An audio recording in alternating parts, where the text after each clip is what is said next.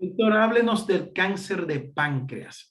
¿Qué tan agresivo es? Es cierto que pocas personas sobreviven una vez que son diagnosticados con este cáncer. Nos preguntan nuestros seguidores y yo sé por dónde viene la preocupación, y es que recientemente en otros de nuestros videos hablamos acerca del cáncer de esófago, el cáncer que padece el viejo Liopo, y decíamos que es uno de los más agresivos junto con el cáncer de páncreas. Y específicamente nuestros seguidores nos preguntan porque un humorista conocido en la República Dominicana, Freddy Veras Goico, productor de televisión, falleció 3 años después de padecer este cáncer. Pero déjenme decirle que en la República Dominicana no solamente Freddy Veras Goico, sino que el gran líder José Francisco Peña Gómez, uno de los líderes de masa más importantes que tuvo los últimos 50 años, murió también 4 años después de padecer un cáncer de páncreas. El tenor italiano Luciano Pavarotti, ese tenor que nos deleitó a todos con su majestuosa y grandiosa voz, murió 1 año y 2 meses después de haber sido diagnosticado con cáncer de páncreas. La artista española Rocío Jurado falleció 2 años después de haber sido diagnosticada con cáncer de páncreas. Y Steve Jobs, el CEO fundador de Apple, señores, murió 7 años después. Es el que quizás más ha durado después de haber sido diagnosticado con un cáncer de páncreas, pero ahorita vamos a explicar por qué este duró 7 años. Y es que, doctor, por lo que vemos y lo que usted nos ha dicho, la mayor parte de las personas que ha mencionado han muerto en los primeros 5 años después de haberse diagnosticado la enfermedad. Y así es, porque el cáncer de páncreas, a pesar de que no es tan frecuente, que no es tan común, porque constituye solamente un 3% de todos los cánceres, el 52% de los pacientes cuando se le diagnostica cáncer de páncreas ya está en una etapa avanzada, etapa 2 y 3. Y esto hace que solamente haya una sobrevivencia de un 3% de ese 52% que se diagnostica tardía. Si se diagnosticara temprano, esta tasa pudiese subir hasta un 40% de sobrevivencia a 5 años. Diariamente, más de 1,000 personas son diagnosticadas con cáncer de páncreas, más de 500,000 al año. El 85% de esos van a morir y un 75% no va a durar o no va a sobrevivir el primer año después de haber sido diagnosticado. Doctor, ¿cuáles son los factores de riesgo para padecer cáncer de páncreas? Importante pregunta.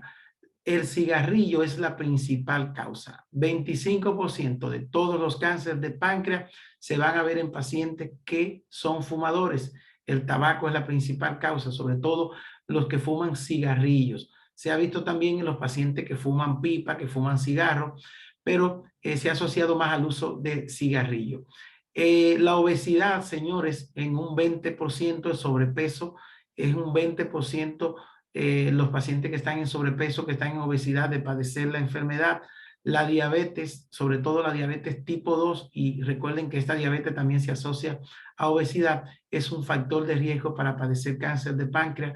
El alcohol, ya que el alcohol también predispone a pancreatitis o inflamación del páncreas, que es una glándula. Recuerden que el páncreas es una glándula que es la encargada de fabricar unas enzimas para ayudarnos con la digestión, específicamente la amilasa y la lipasa, pero también en el páncreas se elabora la insulina. Hay unos islotes que son los islotes de Langerhans, que ahí son donde se producen la insulina que necesitamos para guardar el azúcar y controlar los niveles de azúcar y controlar los carbohidratos que ingerimos. Entonces, los pacientes diabéticos también tienden a sufrir cáncer de páncreas, los pacientes alcohólicos. Se ha asociado también con la alimentación, sobre todo con el uso de carnes rojas, de embutidos, de carnes curadas. Por lo general se ha asociado a cáncer de páncreas. Hay factores que no podemos modificar, porque todos estos sí lo podemos modificar, como son la edad. El cáncer de páncreas es más común después de los 50 años. La raza es algo que no podemos modificar, y los negros tenemos más predisposición a sufrir cáncer de páncreas que los blancos. También los hombres más que las mujeres, ligeramente es más común en hombres que en mujeres. Y también tenemos que decir que hay factor hereditario.